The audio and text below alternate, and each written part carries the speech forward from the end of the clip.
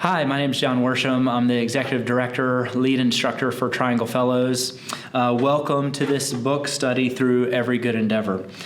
This book has had such an impact on me and applying the gospel into my workplace, into the sphere where I spend 40% of my waking hours. It's such a practical book that I could read it multiple times a year, and I do, and still find something new.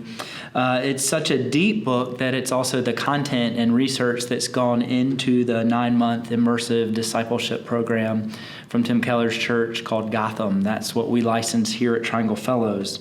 And so I hope these 4 sessions give us a taste of the book, a taste of the fellowship, but more importantly, a taste of the gospel and how it applies to all of life. So where are we going today?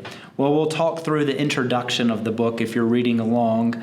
We'll discuss how there's this disintegration or dualism between our faith and our work. We'll identify the streams of faith and work and then try to explain, well, what would it look like to integrate our faith and work in a new stream or worldview. So let's talk about this dualism. What's the problem here? Well, we're still living out of the ancient Greeks' stories where gods made the humans to do the demeaning work. This Hellenistic interpretation from Aristotle, Plato, it really divides reality into this kind of spiritual and secular space from a material, secular world. And so it seals off our faith from our living and especially from our working. And so the Greeks had this hierarchy of work, with the highest being the cognitive and the lowest being manual labor. And if we're honest, we still have a similar hierarchy and barrier with our work today. And so what would it look like to rethink or restory our hearts and our minds? Every Good Endeavor helps us to reimagine our work as a vocation. I'll read this quote from page 2. The Latin word vocare, to call, is at the root of our common word vocation. A job is a vocation only if someone else calls you to do it, and you do it for them rather than for yourself.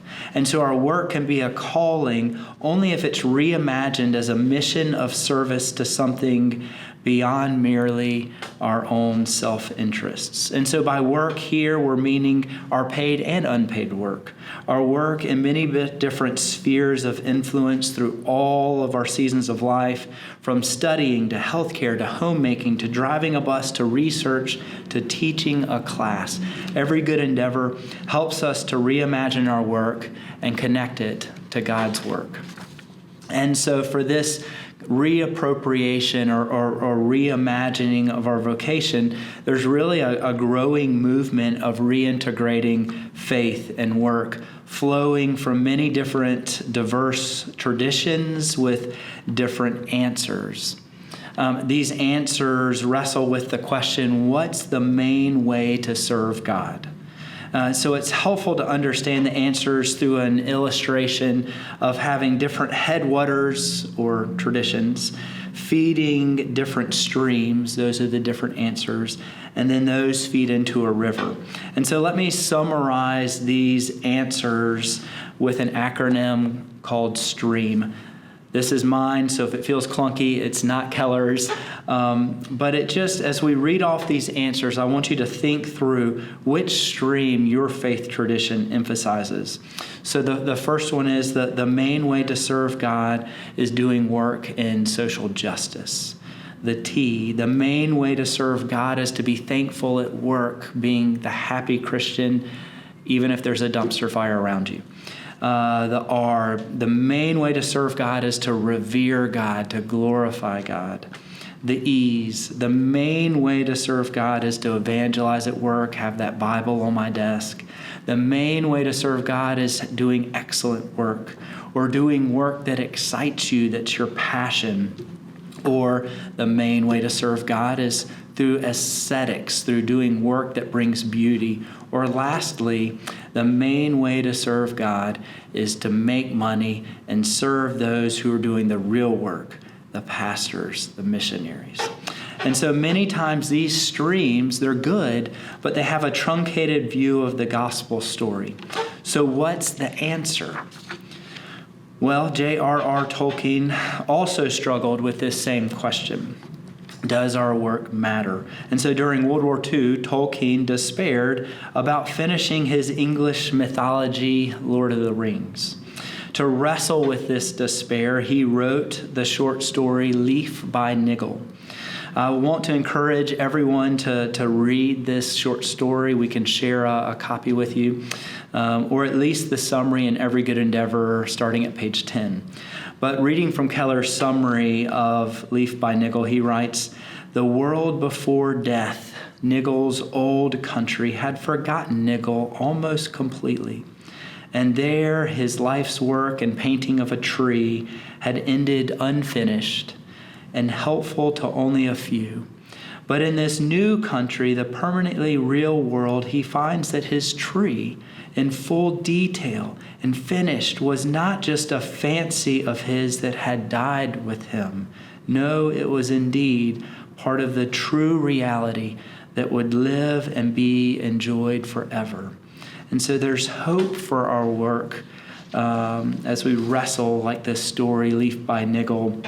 On page 14, Keller goes on to say, if the God of the Bible exists and there is a true reality beneath and behind this one, and this life is not the only life, then every good endeavor, even the simplest ones, pursued in response to God's calling, can matter forever. That is what the Christian faith promises. In the Lord, your labor is not in vain, writes Paul in the first letter to the Corinthians, chapter 15, verse 58. So what a beautiful hope for our work from Leaf by Niggle. So what's the true reality or the story under the story? Well, there is a storyline through the Bible, a meta-narrative of the world that answers the questions, what should be, what's spoiled, and what's the solution? I tried to make those alliterate so I could remember them. Should, spoiled, solution. So in the beginning, God created all things, including our work, as a part of paradise. We had good relationship with God, self, others, creation, and work. And so through our sin and rebellion, we distorted and broke these good things. All of the cosmos has come under the curse, including those 4 relationships. Thankfully, God sent his beloved Son on a rescue mission to redeem and restore all things at the cost of his own life. And on the cross, he finished that work of renewal and brought his kingdom already, but not yet. And so one day, God will return to right all wrongs, wipe away every tear, and bring full thriving. God will renew and reform all things. So again, this meta-narrative follows creation, fall, redemption, new creation.